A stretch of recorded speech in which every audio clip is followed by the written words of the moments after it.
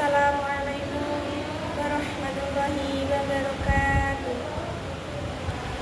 Engkang kinurmatan Bapak Kepala Sekolah, ugi Bapak lan Ibu guru ingkang luhur, ing budi lan kula tresnani. Monggo kita sedaya ngaturaken puji lan puji syukur dumateng Gusti ingkang Maha Agung ingkang sampun maringaken sedaya nikmat lan kewarasan dhateng kita sedaya. Boten kasupen kita aturaken shalawat saha salam dumateng Rasulullah sallallahu alaihi wasallam. Mugi-mugi semangatipun dumateng kita wonten ing dinten akhir.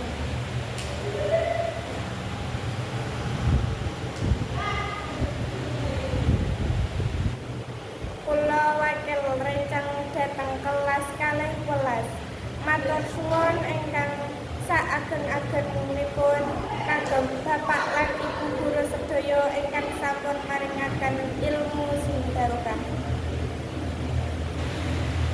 Ing acara perpisahan iki kula sebagai pranata acara bakal maosaken runtutanipun acara ing inggih punika. Acara ingkang kaping setunggal inggih punika pembukaan. Acara ingkang kaping kalih inggih punika wawasan peserta perpisahan lan maringaken mendali prestasi. Acara ingkang kaping sekawan inggih punika sungkem. Acara ingkang kaping gangsal inggih punika nyanyian perpisahan. Saderengipun acara kula buka, monggo kita aturaken sareng-sareng Bismillahirrahmanirrahim. Matur suwun sangat kangge sedaya peserta perpisahan kelas 12 Aliyah. Memasuki acara ingkang kaping kalih inggih punika maosaken peserta perpisahan lan maringaken medali ingkang dipun kersanipun Bapak Teguh Prasetyo ingkang panjenengan kula ngaturaken.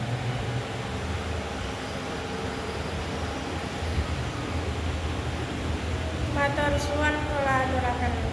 Acara ingkang kaping sekawan inggih punika sungkem.